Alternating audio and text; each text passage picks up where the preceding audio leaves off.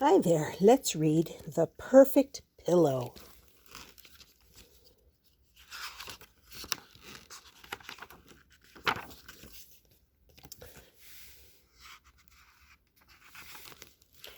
In his strange new room, on his big new bed, Brody tossed and turned. He turned and tossed. He held and hugged his stuffed dragon, Horst.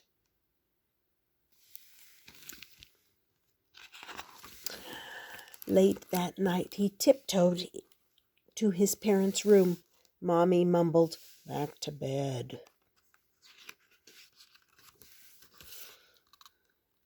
Brody crawled out the window instead. Snoring squirrels slept soundly in their nest of leaves. "They look so comfortable," Brody said. "Don't you think so, Horst?" Horst waggled his wings, which is how dragons say yes. So Brody made a pillow out of leaves. But the hard bark and twigs poked and prodded his pajamas. When Brody fidgeted, the leaves all went crick, crack, crunch. A sleepy squirrel said, "Shh, you can't sleep here." So Brody gazed up, up, up. "Nothing's softer than a cloud," he said. Brody needed both hands to climb. He set down Horst and stretched at the top of the tallest tree, but he could not quite touch the clouds.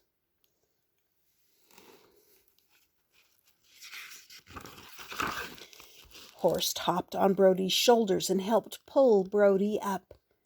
On top of a cloud, Brody pushed and piled cotton cloud stuff into a pillow shape, so soft, so silky.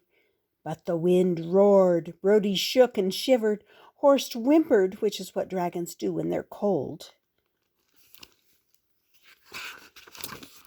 So Brody grabbed the legs of a great horned owl and flew down, down, down toward a nest in a far-off forest.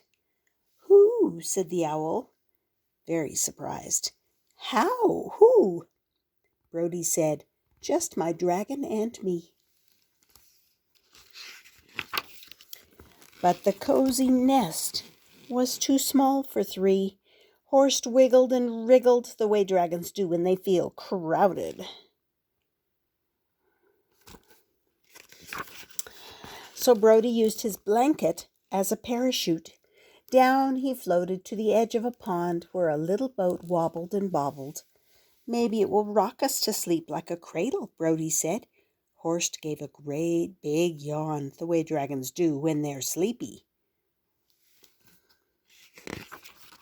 But the moon rose bright and woke up all the frogs in the pond. "Creak, croak, creak," they cried over and over. "Creak, croak, creak."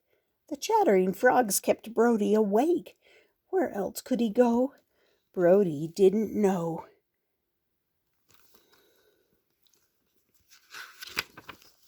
So he followed Horst around the pond, through the forest, under the clouds, and over a hill, until late at night, when the owls hoo-hooed and the moon shone bright.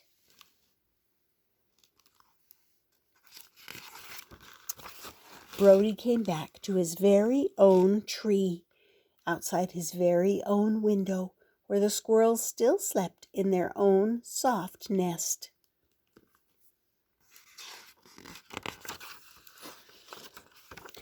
He climbed inside and jumped into his big new bed, in a room all his own, in a brand new house where he was safe and warm.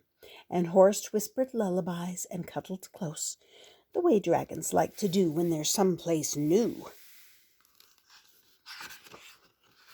Because a friendly dragon makes the perfect pillow. And that was called The Perfect Pillow. Look at him there with his dragon. I hope you enjoyed it and that you subscribe. Come back often. I'll see you next time here on Stories with Grandma.